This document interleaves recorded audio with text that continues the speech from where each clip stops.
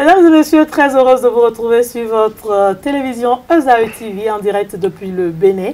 Et le débat sur Esaü TV cette semaine s'intéresse encore au secteur de la pharmacie au Bénin.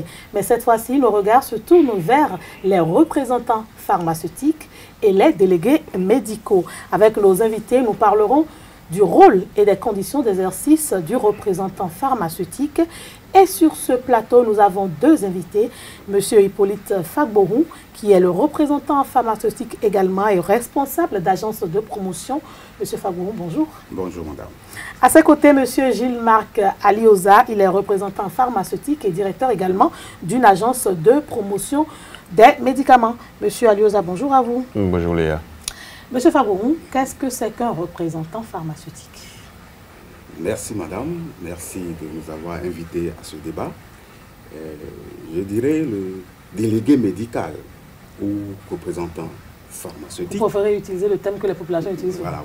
C'est un professionnel du secteur médico-pharmaceutique qui démarche les pharmaciens, le personnel de santé, je mets dans le cadre personnel de santé, les médecins, les sages-femmes, les infirmiers, les techniciens de laboratoire, etc., les hôpitaux, afin de pouvoir leur exposer les caractéristiques de ces produits et expliquer les avantages liés à ces caractéristiques afin d'amener ce personnel de santé à délivrer le produit aux patients afin de pouvoir les traiter.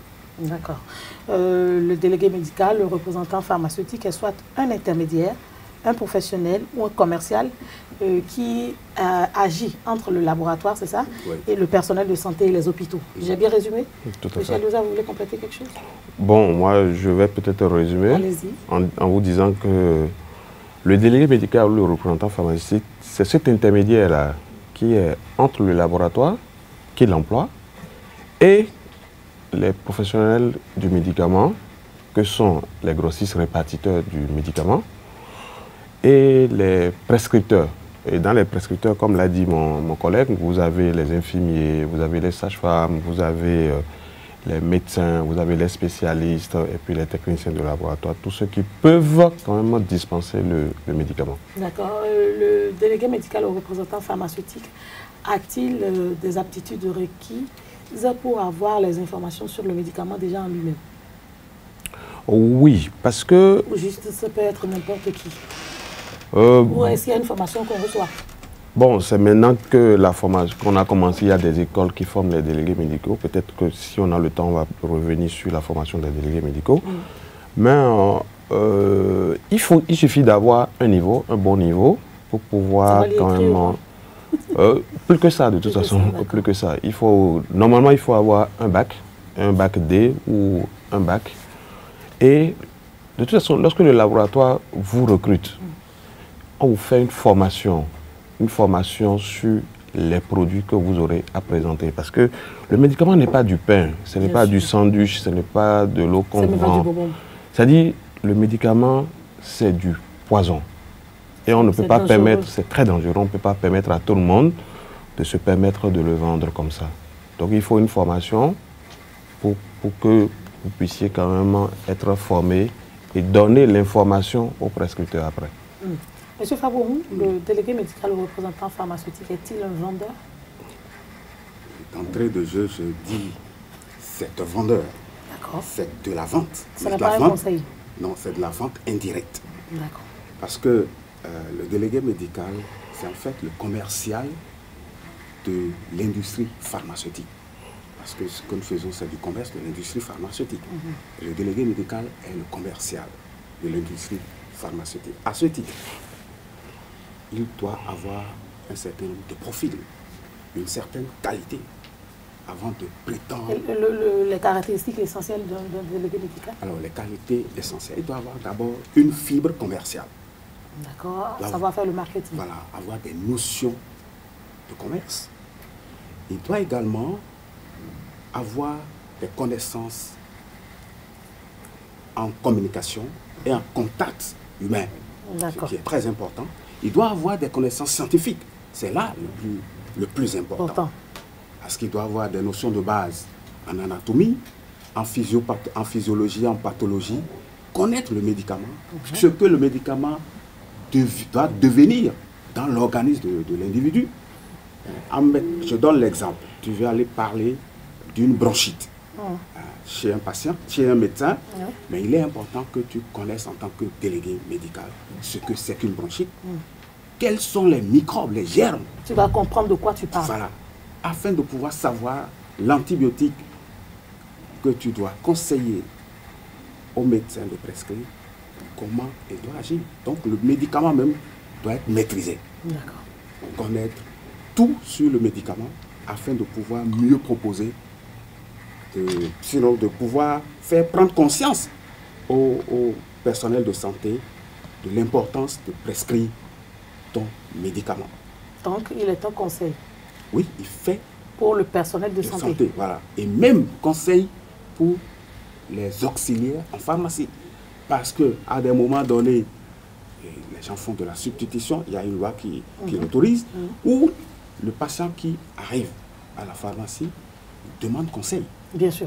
Alors si l'auxiliaire de la pharmacie ne maîtrise pas le produit, il ne pourra pas conseiller. C'est là encore le rôle de formation du délégué médical. Dans les officines, il joue un rôle de formateur.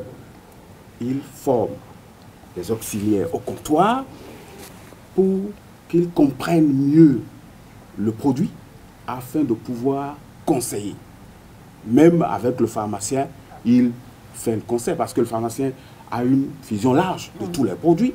Mais si tu présentes une caractéristique de ton produit qui diffère des autres, offrant de meilleurs avantages aux patients, le pharmacien est obligé de conseiller des produits. Intermédiaire, professionnel, commercial, conseiller, et après la vente peut-être des médicaments, si le personnel de santé trouve que c'est judicieux, la vente dans les pharmacies, c'est ça, hein? Ou bien, en fait, je veux comprendre. Pourquoi vous voyez, quand vous trouvez un produit très intéressant, que votre laboratoire vous l'envoie, et que vous allez informer le personnel de santé, et qu'ils disent maintenant, bon, ça peut aller, c'est directement, ça va à la pharmacie, ou est-ce qu'il y a une réglementation?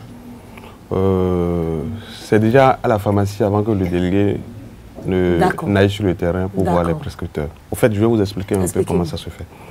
Lorsque le délégué médical, lorsqu'il a la représentation d'un produit d'un laboratoire donné, la première des choses qu'il fait, c'est de faire des démarches vis-à-vis de la DPMED, de la direction des pharmacies, pour obtenir l'autorisation de mise sur le marché du produit par la direction. Par la direction des pharmacies. Ça, c'est la première étape. Lorsque vous obtenez l'autorisation de mise sur le marché du produit, vous faites la mise en place auprès des grossistes. La mise en place, vous mettez le produit à disposition des grossistes. Lorsque le produit rentre en stock chez les grossistes, là, le délégué médical fait encore une mise en place dans les pharmacies. Il va rencontrer le pharmacien pour dire tel produit est disponible chez les grossistes, vous pouvez le mettre en place dans les pharmacies parce que nous allons monter sur le terrain pour en faire la promotion, pour donner l'information aux prescripteurs. Le pharmacien fait la commande chez les grossistes. Et le délégué s'assure que le produit est disponible dans les pharmacies d'abord. Pour éviter qu'il n'y ait que le prescripteur prescrive et que le patient ne trouve pas. C'est dès lors que le produit est disponible dans les pharmacies que le délégué médical monte maintenant sur le terrain pour voir les prescripteurs, pour leur présenter le produit. Mon collègue a parlé de vente, mais j'aimerais quand même qu'on mette vente entre griffes parce que pour ne pas entraîner des dérives, parce que c'est ce que les gens pensent. Les gens, quand on parle de vente... C'est pourquoi j'ai posé la question. En fait, nous sommes des vendeurs dans le sens du marketing. Mais on n'est pas vendeur dans le sens que les gens donnent à la vente aujourd'hui. Vous êtes vendeur du produit dans sa globalité. On est vendeur parce que nous vendons les avantages de nos produits, mais nous ne vendons pas le médicament. Il faut faire une nuance par rapport à la chose. Vous ne prenez pas le médicament et vous dites achetez chez nous. Voilà, exactement. Mais par contre, vous dites il y a tel médicament qui constitue telle molécule qui peut aider le médecin à une meilleure prise en charge de son patient dans telle pathologie, dans telle pathologie. Et nous présentons l'indication, nous présentons les contre-indications, tout ce qui peut arriver ou survenir dans la prise, dans la prise du médicament, pour que le médecin soit suffisamment informé du médicament pour en faire bon usage et pour mieux traiter le patient. Pour mieux traiter le patient, pour mieux accompagner le personnel de santé à mieux prendre en charge le malade, c'est votre rôle. Mais ce que j'aimerais comprendre également, c'est que de plus en plus sur le terrain, on a l'impression que les délégués médicaux ou les représentants pharmaceutiques se donnent pour rôle d'aller au-delà de la vente des avantages du médicament, M. Fabou. Vous avez remarqué certainement aussi. Vous savez, dans une profession ou dans un environnement, il y a des gens qui peut-être ne respectent pas l'éthique. Il peut y avoir. On ne peut pas dire non. Il y a toujours une exception dans une règle. Voilà, il y a des brebis galeuses. C'est possible. Mais notre rôle n'est pas d'aller vendre le médicament. Je reviens là-dessus. Nous faisons de la vente. C'est important de l'insister là-dessus. Oui, nous faisons de la vente indirecte. Nous vendons un service. Et non de la vente directe. Voilà, non pas le produit. Ce que nous vendons, c'est un service. Parce qu'on apporte une information pour que le personnel de santé soit à même de mieux prendre en charge les patients. Il faut que les gens comprennent que le délégué médical, le représentant pharmaceutique, n'est pas celui-là qui doit aller vendre le médicament directement. Ça, c'est interdit.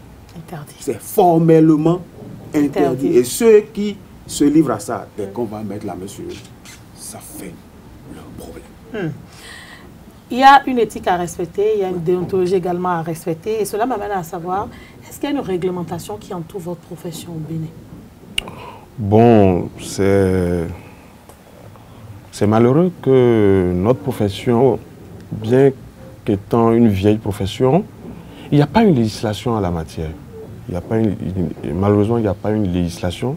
C'est maintenant que le ministère de la Santé est en train de voir dans quelle mesure on va essayer de réglementer. Ça fait partie des réformes que nous sommes en train de... Oui, qui sera apporté dans le secteur. Parce que quand on parle de réformes dans le secteur de la santé, ça touche et les professionnels de la santé, ça touche les pharmaciens, toute la chaîne jusqu'aux délégués. D'accord. Est-ce qu'en votre sein, entre vous, représentants pharmaceutiques, entre vous, délégués médicaux, est-ce que vous avez des dispositions, vous avez un syndicat, vous êtes regroupés? Si oui, qu'est-ce que vous faites essentiellement dedans, M. Fabon?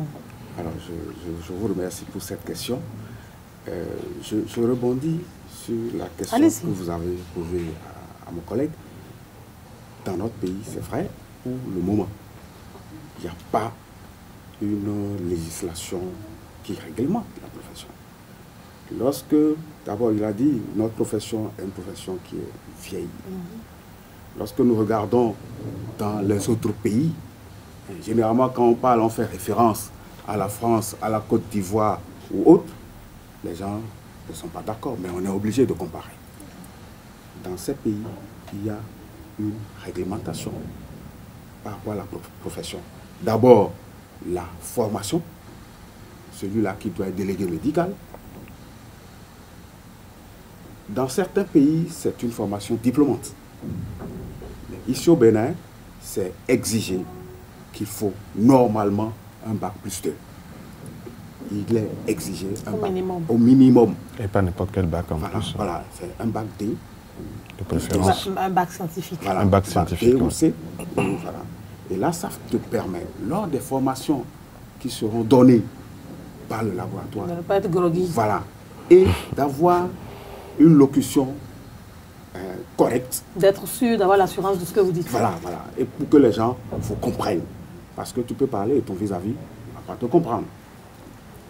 Parlant de législation, aujourd'hui, il doit y avoir des réformes. Nous avons, sinon nous sommes en train de faire des propositions.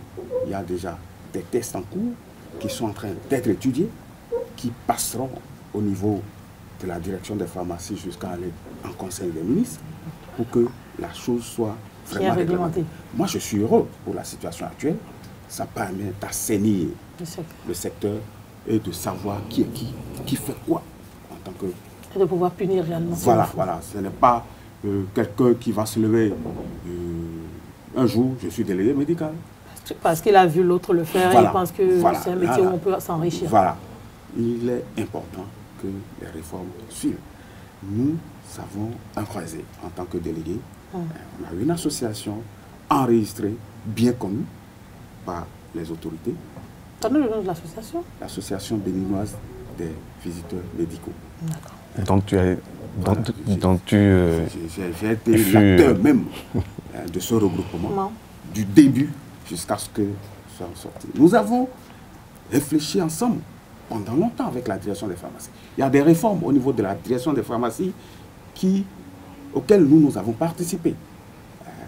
Les périodes de délivrance des autorisations de mise sur le marché, l'exigence d'avoir une autorisation de la direction des pharmacies avant l'enlèvement du matériel que le laboratoire t'envoie pour travailler. C'est lorsqu'on était responsable au niveau de cette association que nous avons exigé ça. Vous avez fait cette lutte-là? Voilà, pour aller, pour un temps soit peu réglementer le secteur. Mais rassurez-vous que d'ici à là, les tests vont accompagner. Et on saura qui est qui. C'est un travail qui est en train d'être fait et tout sera clair aujourd'hui. J'insiste sur la question, j'insiste pour qu'on puisse mieux vous comprendre parce que on a l'impression, avec la crise dans le secteur de la pharmacie au Bénin actuellement, que c'est souvent vous qui êtes incriminé. On a l'impression que c'est vous qui faites entrer n'importe quoi, excusez du peu, dans le pays. Et donc c'est pour cela que moi j'aimerais bien comprendre la réglementation. Oui, vous avez un creuset, l'association béninoise des visiteurs médicaux du Bénin. Ouais. Est-ce qu'au sein de votre creuset, il arrive que vous punissiez vos pairs parce qu'ils ont eu à commettre des impairs? Oh, je crois que... Ou est-ce qu'il arrive des moments où vous tapez du poing sur la table quand l'un de vous... On n'en est pas encore arrivé là. On n'en est pas encore arrivé là. Mais pour parler de réglementation, je crois quand même que... Vous connaissez tous? Non, il y en a, bon, nous les anciens, on se connaît, mais aujourd'hui, il y a tellement de délégués. Vous connaissez juste ceux qui ont adhéré? On connaît ceux qui ont adhéré, mais il y en a beaucoup n'ont pas adhéré à la chose. Et comme vous devez le comprendre, aujourd'hui, n'importe qui se dit délégué médical. N'importe qui, même les banans se disent délégué médical, n'importe qui se lève, il suffit de trouver n'importe qui. Vous salir? Oui, malheureusement, oui. Mais je crois quand même que au niveau de la direction des pharmacies, je crois que la chose est beaucoup plus prise au sérieux. Et pour exercer, je crois quand même que la direction des pharmacies donne l'autorisation des essais à ceux qui doivent l'être. Bon, moi, par exemple, j'ai mon autorisation qui est signée depuis 2007. Vous allez constater qu'on a une autorisation des essais. Ça veut dire que bon, il y a quand même, même s'il n'y a pas une réglementation générale, mais il y a quand même une réglementation où même vous constatez que n'importe qui ne peut pas se lever pour dire quand même qu'il est délégué médical. C'est très important. Ouais. Voilà. Mais donc, je crois quand même que, comme l'a dit mon collègue, il faut qu'on aille très loin dans les réformes dans le secteur afin qu'on sache quand même les réformes qui doivent quand même aller jusqu'au niveau des écoles actuellement qui forment des délégués médicaux. Parce que là, il y a encore du bordel qui se fait là. J'aimerais quand même que la direction des pharmacies aille jusqu'à ce niveau. Oui. Sinon, avant qu'on arrive au problème dans votre secteur, on va d'abord commencer par savoir pourquoi est-ce qu'il y a cette recrudescence-là aujourd'hui de délégués médicaux. Est-ce que c'est parce que c'est un secteur porteur ou c'est parce que, bon, parce qu'aujourd'hui les jeunes sont enclins à aller vers des professions soi-disant pour gagner de l'argent? Est-ce qu'on doit forcément être délégué médical pour gagner de l'argent ou pour sauver des vies et être au service des autres? Monsieur Fabio. Oui, aujourd'hui c'est vrai. Tout le monde peut devenir délégué médical parce que quoi? On a comme l'impression que le délégué médical est celui-là qui s'habille bien, a une belle voiture, et puis tous les matins il sort, il se promène, et il passe pour... Encore que se promener là, c'est pas facile. Hein? Moi, j'ai toujours l'habitude, pour faire rigoler, hein, de dire, en tant que délégué médical, je suis un taximan sans client. C'est sûr. Jusqu'à ce que vous en trouviez. Voilà, un taximan sans client parce que je circule dans la ville, mais je n'ai pas de passagers. Bien sûr. Donc, je tourne seul. À part tes boîtes. Voilà, pas mes fiches POSO et mes échantillons. Tout le monde voit que c'est une profession où on gagne de l'argent. Il faut venir. Ce qui n'est pas possible. Ce qui n'est même pas normal. Parce que la manipulation du médicament n'est pas faite par n'importe qui et n'importe comment. Lorsque nous regardons déjà depuis la production de médicaments, moi j'ai eu la chance d'aller passer 2 semaines au sein du laboratoire. Que vous représentez? Oui, moi ça me fait 22 ans de profession. Passer 2 semaines pour voir comment le médicament se fabrique jusqu'à la fin. Jusqu'à la mise en production, jusqu'à la distribution, tout. Je dis, même peu de pharmaciens. Triste là. Oui, vont au labo. Peu. Puis, alors qu'on devrait, non? Le pharmacien qui est formé au Bénin, il va... Nous n'avons pas de film. Voilà. Il va dans quel laboratoire? Il y a combien d'industries pharmaceutiques? Voilà. Combien d'industries pharmaceutiques il y a en Afrique? Pour que les gens puissent savoir. Donc, moi, personnellement, je dis, ça m'a permis de savoir ce que c'est que le médicament et de pouvoir mieux parler du médicament partout où je passe. On ne parle mieux que de ce qu'on maîtrise. Voilà. Donc, en tant que délégué médical, je reviens, il lui est formellement interdit de faire de la vente directe. Et il est important qu'au niveau des structures de l'État, encore que les choses sont en train d'être réglementées correctement aujourd'hui, que tous ceux qui seront pris soient frappés. Voilà. En attendant qu'on en arrive là aujourd'hui, Monsieur Aliouza, vous parlez tantôt du désordre dans la formation des délégués médicaux. Qu'est-ce que vous auriez souhaité? Avant que je ne revienne sur votre question, oui, vous voulez rebondir? Oui, je voulais rebondir sur un aspect très important de notre profession, puisque tout à l'heure, vous voyez,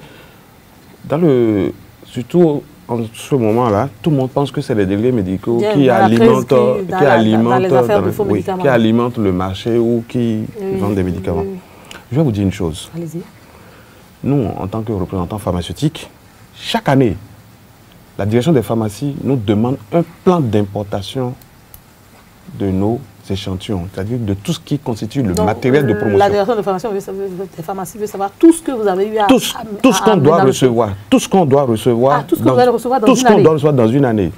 Que ce soit en échantillon ou en matériel promotionnel. Quand je parle de matériel promotionnel, les gadgets que nous distribuons. Bien sûr, bien sûr. La direction, nous adressons la liste à la direction des pharmacies chaque année. En fait, vous ne savez dire avec les quantités. On ne supprend pas. On envoie une liste des produits avec les quantités qu'on dépose à la direction des pharmacies. Et la direction des pharmacies, et chaque fois quand le laboratoire envoie du matériel ou des échantillons, la direction des pharmacies a un regard là-dessus. Quand le transitaire enlève les échantillons ou le matériel médical, bon, ce qui importe beaucoup plus, c'est les échantillons. Lorsque notre transitaire enlève, ça passe à la direction des pharmacies. Et il y a un pharmacien qui est à la direction des pharmacies qui contrôle. Est-ce que la quantité que vous avez envoyée, est-ce que c'est conforme à ce que vous avez prévu? Et le pharmacien contrôle. Avant que nous disposons de ces échantillons-là pour en faire usage. Maintenant, lorsqu'on dit que le délégué médical vend du médicament ou alimente le marché parallèle, je me demande combien de quantités d'échantillons le délégué reçoit pour pouvoir vendre et s'enrichir là-dessus. C'est là toute la... Moi, ça me fait rigoler lorsque les gens disent des trucs comme ça. Parce que vous n'avez pas un grossiste répartiteur. On n'avait pas un grossiste. Je ne sais pas. Dans une année, par exemple, lorsque je prends un médicament X, on reçoit quelle quantité? On ne reçoit pas des tonnes. Lorsque vous retrouvez des tonnes de médicaments dans le magasin d'un délégué médical, celui-là, il sort carrément du cadre de représentant, il devient un grossiste. Et il doit le signifier clairement aux autres. Il doit le signifier aux autres. Sinon, le délégué médical ou le représentant pharmaceutique ne reçoit pas de tonnes de médicaments. C'est quelques quantités, quelques kilos. d'abord même le matériel de promotion que le délégué médical reçoit, que ce soit en gadget, que ce soit en échantillon, représente 5% de son chiffre d'affaires.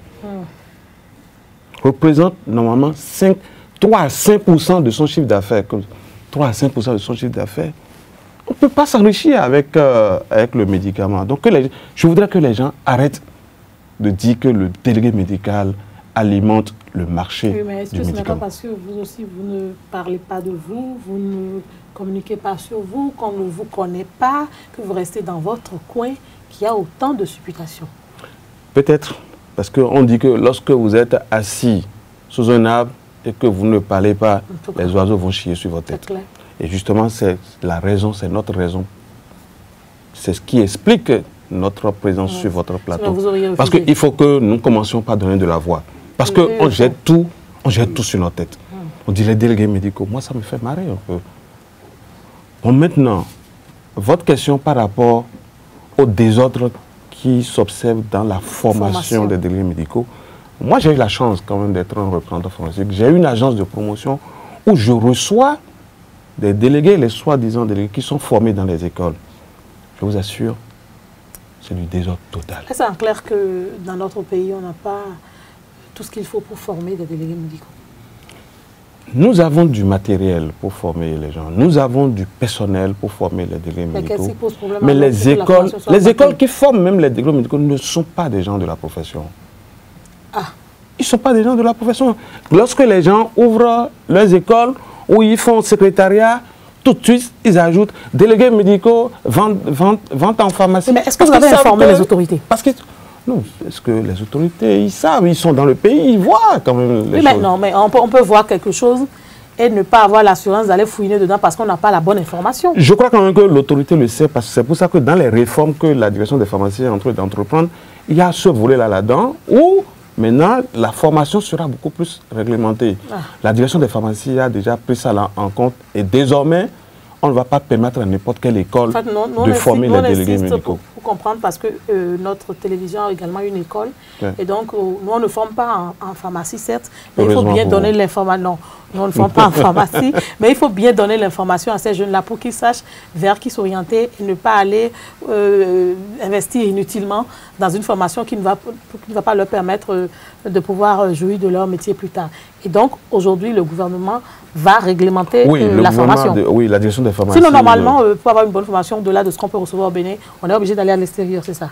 Non, on n'a pas besoin d'aller à l'extérieur. On n'a pas besoin. Mais il faut juste que les professionnels soient ceux qui donnent cette formation. Exactement. Et il faut que l'État ait désormais un regard sur ce qui se passe dans tous les secteurs. De toute façon, sinon, on va le ministère de l'enseignement supérieur certainement également est à l'écoute parce que c'est également notre rôle, puisque la formation est dans leur... Et le ministère de la Santé aussi. Parce bien sûr, oui, votre secteur, oui. Non, moi je parle de la formation. Oui, la direction des pharmacies a déjà pris ça en compte. Désolé, je crois que les choses ne se feront plus comme avant. On va essayer de... Vous avez alors apparemment de bonnes relations avec les autorités sanitaires du Bénin. Tout va bien apparemment, parce que tout le temps j'ai vu que vous dites que tout va bien, que les choses sont en marche. Oui, mais est-ce qu'aujourd'hui, vous n'avez pas d'autres difficultés dans votre secteur? Je rebondis encore sur la formation. Allez-y. Voilà. J'ai dit tantôt que la formation, le délégué médical... Il vaut mieux une tête bien faite qu'une tête pleine. Voilà, c'est une formation diplômante. Lorsque je prends le cas, je suis obligé de donner l'exemple des autres pays, de la Côte d'Ivoire. Allez-y. Voilà, il n'y a pas de mal à se mirer dans le miroir des autres. Voilà. La Côte d'Ivoire, c'est le ministère de l'enseignement supérieur qui s'occupe de ça. Ceux qui sortent délégués médicaux, ce sont des gens. Celui-là qui est délégué médical, il a son bac. Il fait la première année en tronc commun avec les étudiants de la faculté de médecine. Et c'est en deuxième année qu'ils se spécialisent. Ils font 2 ans. Ils ont un DU en délégué médical, en délégation médicale. Ça veut dire qu'il y a déjà une collaboration entre déjà ceux qui vont sortir pharmaciens, auxiliaires de pharmacie et même ces délégués-là. Donc la collaboration est liée, on se comprend mieux. C'est une formation bien structurée. Mais malheureusement, au Bénin, fait par des professionnels. même de la faculté de médecine par rapport à certaines choses. Je parlais tout à l'heure de la connaissance scientifique. On va pas aller prendre un professeur de littérature pour venir, non, c'est pas normal. Professeur d'anatomie, quelqu'un qui doit faire la physiologie, quelqu'un pour qui qu'il doit puisse faire... véritablement maîtriser de quoi il parle. Voilà, c'est ça. Donc ces gens, sortis de l'université, sont automatiquement opérationnels. Ce que le laboratoire leur apporte de plus, c'est le contact, la connaissance, la pratique, le marketing pharmaceutique et comment orienter la formation ces produits pour pouvoir gagner de la part de marché. Ici au Bénin, malheureusement, comme le délégué médical, on le voit dans la voiture bien habillé, les gens créent leur ONG, intègrent formation de délégué médical et tous les parents courent vers celui-là qui a le BEPC et dit deviens délégué médical. Moi, je peux vous dire, si je reçois quelqu'un qui veut du boulot avec une attestation d'une école sur place, il n'a pas de chance. Non, son dossier est classé. Même y avoir une licence et aller faire cette formation, lorsque je le prends en entretien, c'est pas la joie, même avec la licence. Vous avez le même problème avec M. Alioza. Même avec la licence, ce n'est pas la joie. Ce n'est pas du tout la joie, donc vous êtes obligé. Et vous êtes obligé de recruter alors à l'extérieur du Bénin, c'est ça? Non, c'est le Béninois, mais vous êtes obligé. Si vous mettre à le reformer, voilà, si c'est quelqu'un qui a un bon niveau, de le former afin qu'il puisse aller...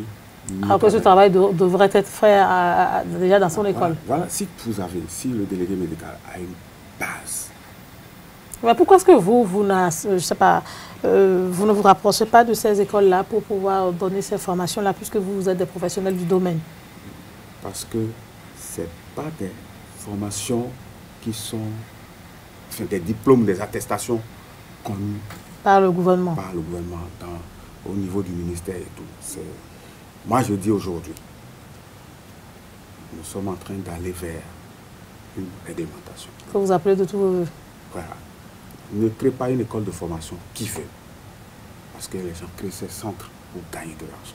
Il faut qu'on corrige ça. Moi, je le dis, quand je reçois des gens, je dis, on vous a pris de l'argent. Et on vous dit, oui, vous allez faire des stages, vous allez vite trouver de l'emploi. Non. On crée des chômeurs. Au lieu que les enfants s'orientent vers des secteurs qui pourront leur permettre de vite commencer par travailler. Vous parlez également de la question de l'orientation. Oui, de l'orientation. Et là, ces délégués formés avec le BEPC qui viennent dans le terrain, c'est eux qui polluent. Parce que le type arrive, je donne un exemple, il vient, il va voir le médecin, docteur, c'est mon produit là, il faut me prescrire, sinon on va me renvoyer. C'est des affaires encore qui se font. C'est en griffe parce que parfois, en tant qu'ancien dans la profession, j'ai des amitiés fraternelles avec certaines personnes. Je suis là, puisque c'est des jeunes qui ne me connaissent pas en tant que délégué, je suis là en tant que médecin pour voir comment ils travaillent. C'est la déception totale. Voilà. Les gens vous interpellent, vous êtes des doyens, des anciens. Comment faites-vous? Regardez, toi-même tu es témoin. À ce niveau, nous allons nous battre en collaboration avec les autorités pour que ce secteur soit vraiment réglementé, pour que chacun soit dans son domaine et que les choses soient faites correctement. Aujourd'hui, l'affaire qui défraie la chronique dans notre pays, c'est cette histoire de faux médicaments, chers invités. Est-ce qu'à un moment donné ou à un autre, vous avez joué un rôle là-dedans? Vous êtes resté impassible, vous avez regardé, M. Alioza? Non, parce que l'affaire de faux médicaments a commencé depuis.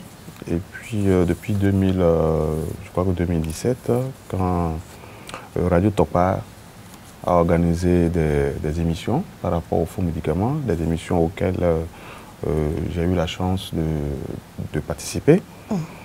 On n'est pas resté les bras croisés, parce qu'on ne peut pas rester les bras croisés sur un problème qui concerne notre profession. Mais je crois quand même que nous, on a pu faire ce qu'on peut faire. Vous en êtes fiers aujourd'hui? Pardon? Vous êtes fiers aujourd'hui? De quoi? Des réformes qui sont menées dans ce secteur. Des réformes? Mais bien sûr. Vous savez, on a besoin des réformes. Hein? ce pays n'est pas aux normes. Le Bénin n'est pas aux normes. Mais il faut mettre d'abord le pays aux normes avant de... Il faut mettre le pays d'abord aux normes avant de parler du développement. Et les réformes viennent quand même pour réglementer, pour assainir le secteur. Donc on ne peut être que... Moi j'applaudis ça. Parce que... Mais est-ce qu'à un moment donné, ce n'est pas le coût des médicaments que vous amenez qui fait que c'est difficile pour la population de se l'approprier? Non, pas forcément. On dit que la santé n'a pas de prix. Hein. Oui, la santé n'a pas de prix, mais il faut également voir les conditions de vie. Vous savez, dans le domaine du médicament, il y a les spécialités, il y a les génériques. Oui, mais est-ce que vous faites bien, puisque c'est là où je voulais en venir. Oui, il y a les spécialités, il y a les génériques. Mais ce n'est pas toujours aisé que dans les pharmacies, quand vous dites je n'ai pas les moyens, qu'on vous dise bon, tel médicament, tel générique, on peut vous le prescrire. Hein. Ce n'est pas toujours évident. Hein. Quand vous n'insistez pas vraiment, on préfère vous vendre ce qui est très cher alors qu'il y a le générique. Non, je crois que le pharmacien ou le médecin, ils ont une certaine déontologie. Ce qui importe pour eux, c'est la santé de leurs patients.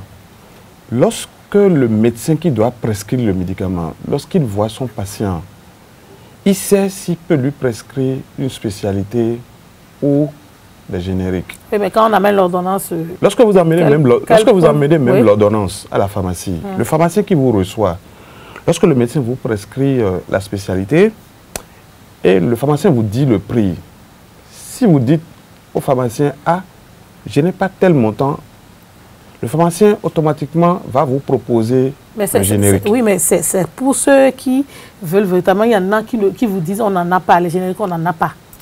Alors que peut-être dans le rayon où vous êtes, vous avez déjà parcouru plusieurs pharmacies et déjà que ça vous a fait dépenser dans le transport. Et arrivé là, vous dites, bon, voilà, j'ai le médicament et on me dit, il n'y a pas de générique. Ce n'est pas toujours qu'on vous propose le générique. Hein. Oui, il y a des médicaments dont la molécule n'est pas encore tombée dans le domaine public et qui n'ont pas son générique. Lorsqu'il n'y a pas le générique du produit, mais vous n'avez pas le choix. C'est pour ça que les réformes sur le plan de la santé, l'assurance que les gens sont en train de proposer actuellement, c'est là où il faut encourager ça.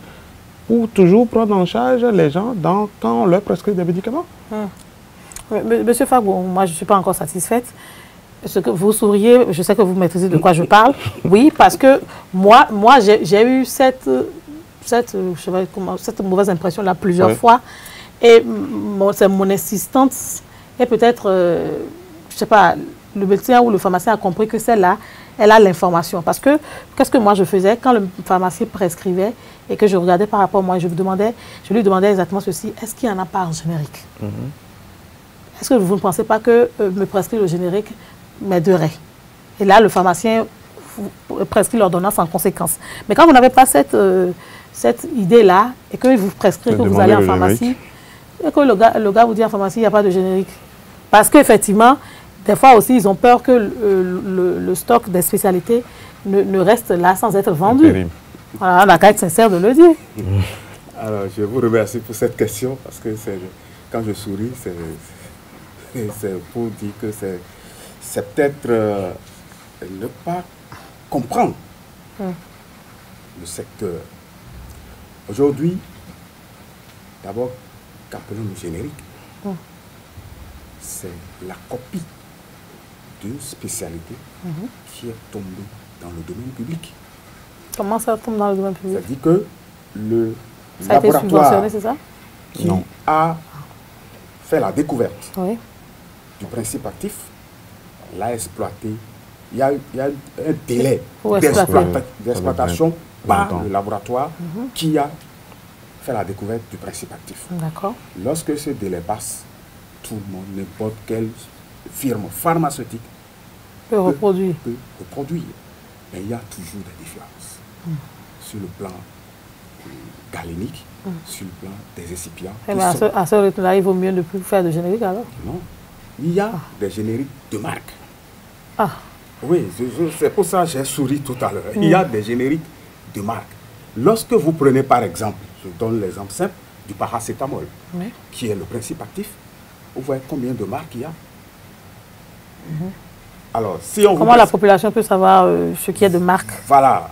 Quand on parle de générique de marque, c'est le générique qui est fabriqué correctement dans le blister.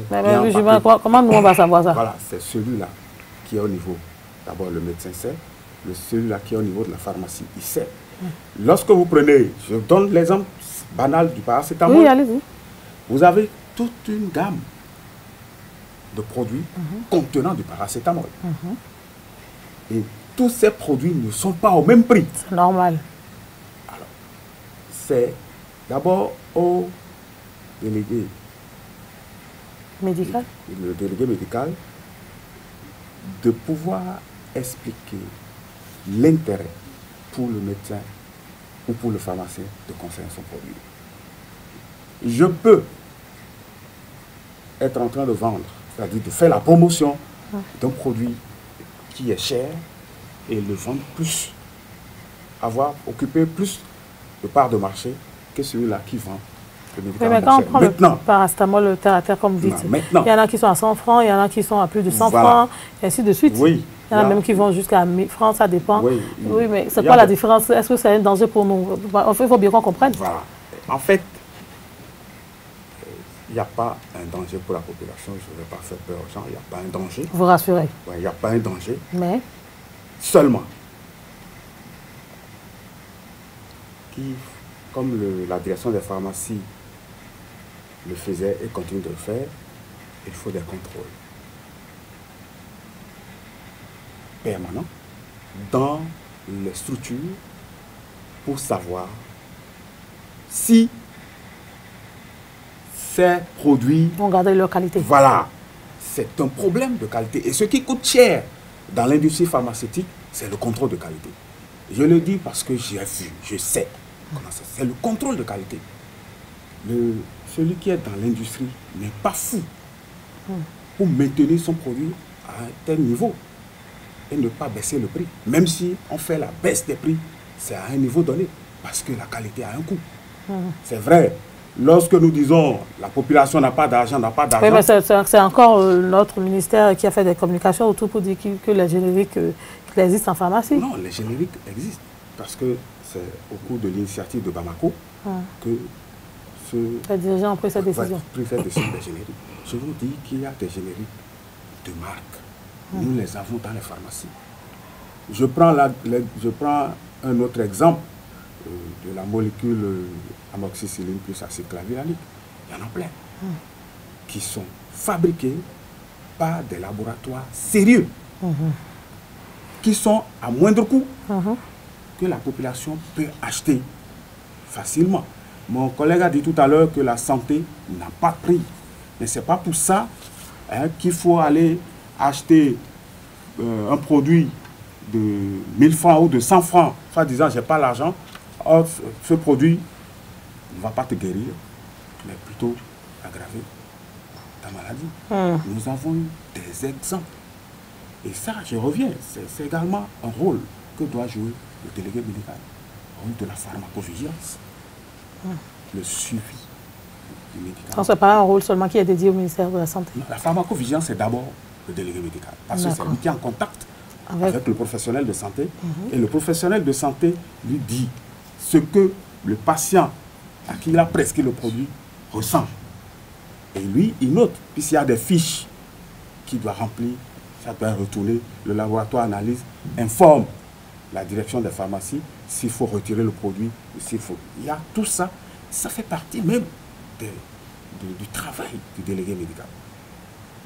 Mais est-ce qu'à un moment donné, dans ce rôle de pharmacovigilance-là, la population également n'a pas un rôle à jouer? Par exemple, le médicament que vous avez pris et les effets secondaires qui sont souvent sur le médicament, vos effets que vous avez eus sont différents. Est-ce qu'il ne faut pas se rapprocher je sais pas, de son médecin, du pharmacien pour dénoncer? Oui, en fait, c'est le malade qui va informer le médecin ou le pharmacien.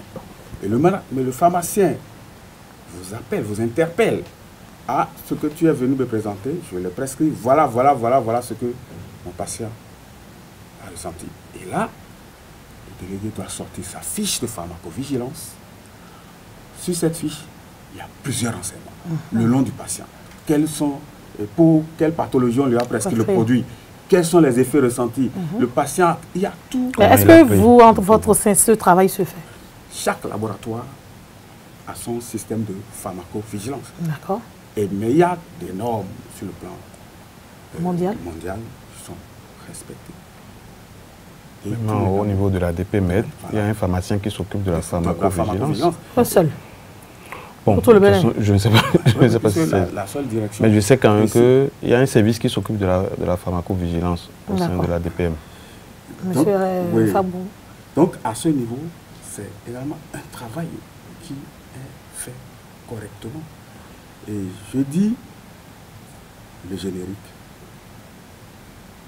c'est le médicament qui soigne. Et il y a du très bon générique. Mais également, il y a des génériques qui ne contiennent pas le principe actif. Ressortez-les de notre pays pour que nous on ne consomme pas. Parce que au CPU, si les gens peuvent aller sortir les thèses, il y a beaucoup de thèses. Vous parlez du Centre polytechnique d'Abou-Calabi? Oui, il y a beaucoup de thèses qui ont un rapport à ces produits prélevés dans les pharmacies. Donc ça pose également la question de l'utilisation qu'on fait de ces documents que les jeunes produisent. C'est ça. Et là, ça rejoint le problème du faux médicament. C'est là où je voulais en venir. Ça rejoint le problème du faux. Qu'est-ce que nous appelons faux médicament? C'est important de connaître. Ce n'est pas... C'est qui doit connaître? C'est les populations, les autorités ou vous? Les autorités connaissent le faux médicament. Mais d'abord, la définition. Parce que là, il y a un flou. Les gens ont... je vais poser cette question du citoyen. Est-ce que, M. Alioza, un faux médicament, c'est un médicament qui est consommé dans la chaleur, c'est ça? Qui est conservé? Dans la chaleur. Bon, il n'y a pas que ça. Ça, c'est un aspect de la chose. Bon, ça, cette définition est sortie dans un contexte bien donné, dans un contexte que vous connaissez mieux que moi. Bon, sinon, le faux médicament, pour définir un faux médicament, je crois quand même qu'il faut l'amener d'abord le produit au laboratoire, l'analyser et voir est-ce que tout y est, quoi. D'abord le principe actif, dans les dosages. Quand on vous dit que c'est du paracétamol dosé à 500 mg, il faut aller voir d'abord est-ce que dans le médicament, est-ce qu'il y a du paracétamol? Si oui, est-ce que c'est dosé à 500 mg? Tout ça là, il y a... Est-ce que nous avons des laboratoires de production de médicaments au Bénin? Si, il y a quand même Pharmacuc, là où j'ai travaillé. Moi, qui existe au Bénin? Oui, Pharmacuc existe au Bénin. Et on produit... Et qui fabrique du médicament. Du médicament? Oui, qui fabrique des génériques. C'est la seule? Oui, je crois que je ne connais que Pharmacuc en seul. Pour le Bénin, Pharmacuc. Et moi, je crois quand même que pour le problème... Est-ce qu'il y a une réglementation aussi dans ce sens-là pour permettre à des gens de pouvoir s'installer? Mais bien sûr. C'est possible? Oui, bien sûr. Si non, je pose la question parce que souvent les médicaments viennent toujours de l'extérieur du Bénin. Oui. Pas de l'Europe forcément, mais de l'Afrique aussi. Normalement, nous avons des pharmaciens d'industrie. Au Bénin? Au Bénin. Il y en a qui sont formés comme pharmaciens d'industrie. Peut-être que si c'est l'État qui doit mettre en place des dispositions pour pouvoir encourager ces jeunes pharmaciens dans ce sens-là? Nous, on n'est pas pharmaciens. N'est-ce ça? On n'est pas pharmaciens. Vous êtes dans le même moule? Non, c'est les pharmaciens qui devraient quand même faire ces communications à l'État, de créer un espace pour favoriser de la même manière qu'ils ont plaidé pour qu'on crée cet espace, pour qu'il y ait beaucoup de pharmacies aujourd'hui au Bénin, c'est ça? Oui, exactement. Parce que normalement, nos pharmaciens industriels qui sortent, ils ne trouvent pas du boulot. Normalement, ils sont obligés de se convertir. Ils sont obligés de se convertir en pharmaciens d'officine. Normalement, c'est des jeunes qui devraient quand même obtenir du financement pour pouvoir s'installer et nous fabriquer des génériques. Normalement, si tout marche bien, on n'a même pas besoin d'aller importer des génériques. Il y a des molécules de base qu'on peut déjà commencer par fabriquer au Bénin ici. Mais il n'y a pas une réglementation, il n'y a pas d'encouragement. Et puis, bon, on permet à n'importe qui d'importer. Est-ce qu'on permet à n'importe qui ou bien n'importe qui se permet? Bon, oui, n'importe qui se permet d'importer n'importe quoi et de vendre ça. Parce que l'autorité n'est pas forcément au courant de tout avec nos frontières qui sont poreuses également. C'est vrai, tout à fait. Chers invités, nous sommes à la fin de cette émission. C'est vrai qu'on ne pourra pas parler de tout ce qui concerne vos secteurs en une heure d'émission. Mais est-ce que vous avez autre chose à apporter à la fin de cette émission qu'on n'a peut-être pas abordé? Ou votre mot de la fin? Bon, je laisse mon doyen. Ah, c'est votre doyen. C'est mon doyen. Faites votre conclusion avant votre jeune frère. Moi, je vous remercie d'abord. Et puis, je dis que dans notre pays, il faut pouvoir réglementer et réformer tout. Et principalement au niveau du secteur pharmaceutique, il est important de pouvoir corriger tout ce qu'il y a eu comme dérive. Et au niveau de notre profession, il faut que le délégué médical fasse son travail normalement, selon les règles de l'éthique, et que chacun puisse être à l'aise, parce que nous manipulons le médicament. Et le corps humain n'est pas comme le moteur d'une voiture. Quand une pièce se gâte, on va acheter la nouvelle pièce pour remplacer, puis ça redémarre. Lorsque vous amenez de n'importe quoi, ou vous parlez anormalement du médicament, on le prescrit quand ça touche le corps du malade et ça détruit quelque chose, on ne pourra pas remplacer. C'est pour ça qu'il faut une bonne formation, une bonne connaissance du domaine avant d'aller se présenter devant un professionnel de santé pour pouvoir parler du médicament. Je vous remercie. Monsieur Aliouza. Merci, madame. Bon, je ne vais pas répéter ce que mon doyen a dit, je vais compléter en encourageant l'État, en l'occurrence la direction des pharmacies, à aller dans les réformes. Parce qu'aujourd'hui, on ne peut vraiment pas évoluer sans faire les réformes dans ce secteur.